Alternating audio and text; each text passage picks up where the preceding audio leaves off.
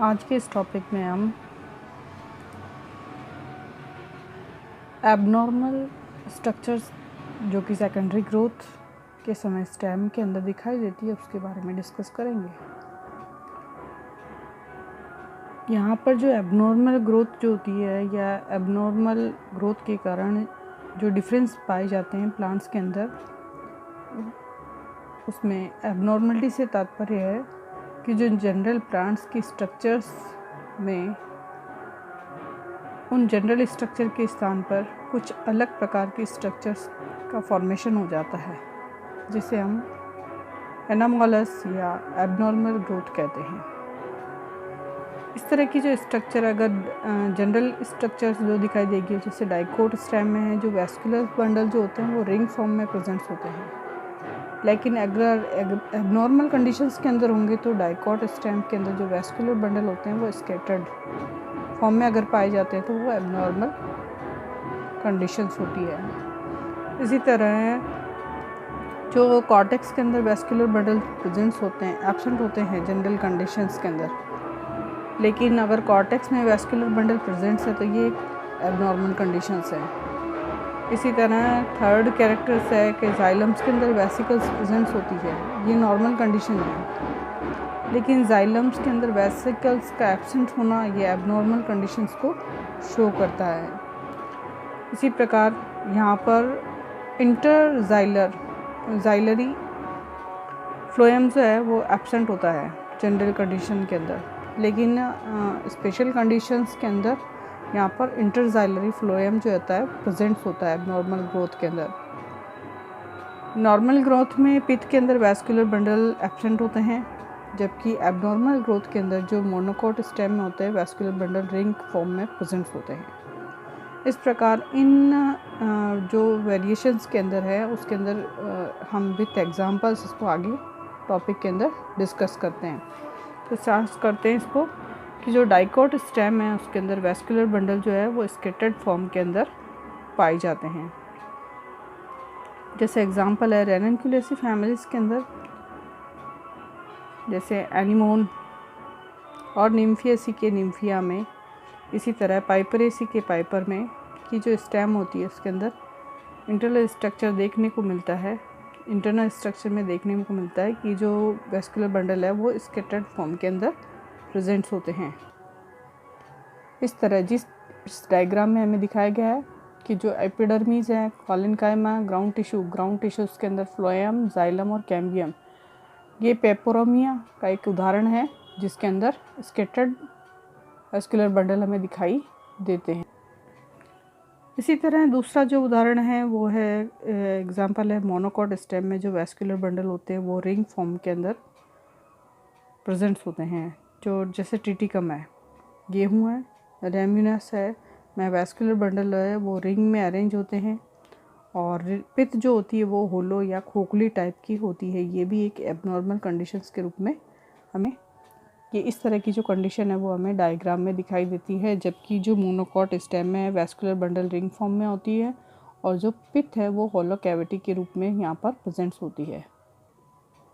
Third type का जो changes हमें देखने को मिलता है वो है कॉर्टिकल वैस्कुलर बंडल्स जो होते हैं हमको डाइकोट प्लांट्स के अंदर कॉर्टिकल बंडल्स कुछ वेरिएशंस उसके अंदर दिखाई देती है। जैसे निक्टेंथस के स्टेम में ये उल्टे या इन्वर्टेड वेज शेप्ड होते हैं, और इसके अलावा ये कंपाउंड या कंजॉइंड होते हैं, और ये एग्जार्स फॉर्म में हमें दिखाई देते हैं, जैसा कि हमें डायग्राम के अंदर दिखाई दे रहा है। ये उदाहरण है निक्टेंथस का, जिसके अंदर निक्टेंथस के स्टेम के अंदर हमें जो वैस्कुलर बंडल दिखाई दे रहे हैं वो उल्टे हैं, जिसके अंदर जाइलम है वो पेरिफेरल रीजन्स के अंदर है, और फ्लोएम है वो सेंट्रल रीजन्स के अंदर हमें दिखाई देता है।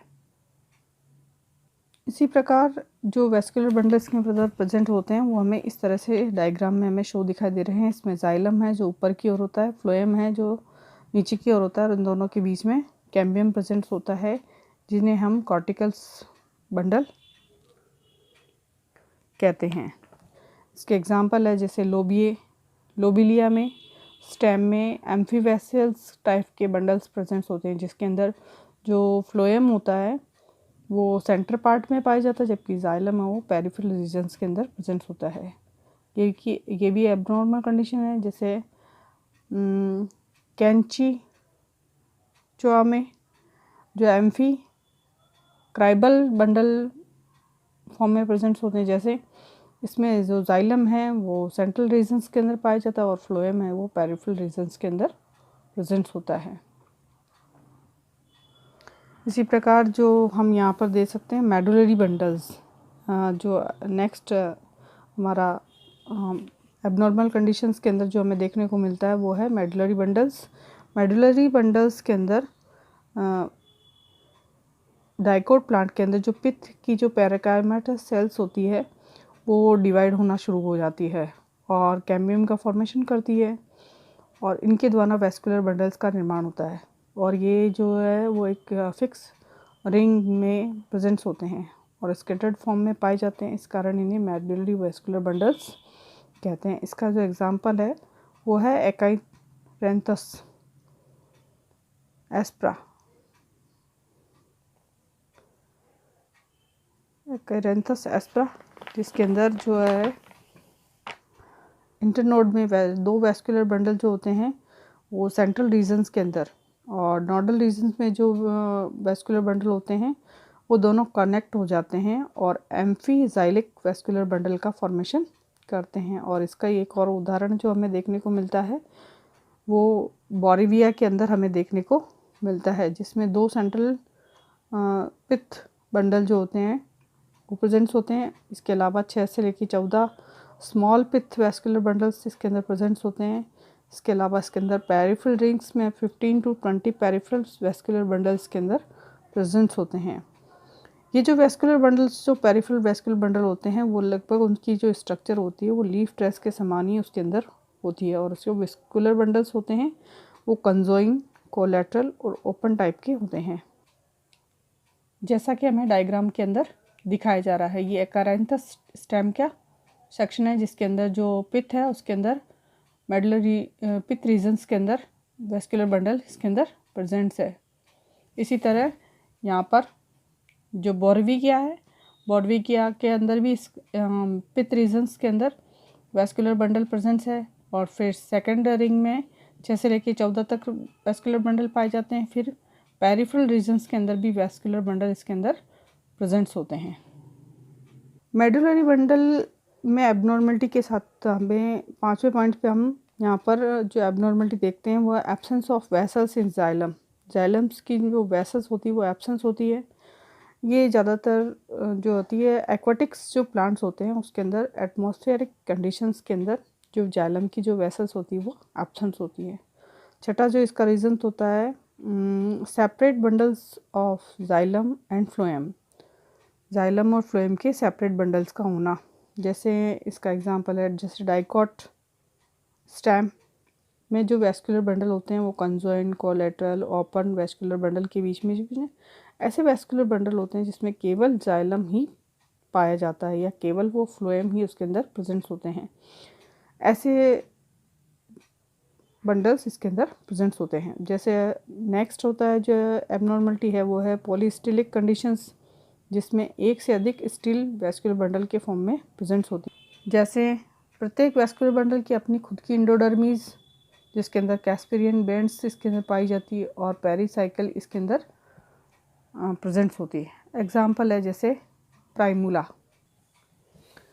इसके अलावा जो नेक्स्ट कैरेक्टर हमें देखने को मिलता है वो है इंटरजाइलरी फ्लोएम और मेडुलरी फ्लोएम, जिसका एग्जाम्पल है कैलोट्रोपिस जिसके अंदर इंटरजाइलरी फ्लोएम हमें प्रेजेंट्स होते हैं।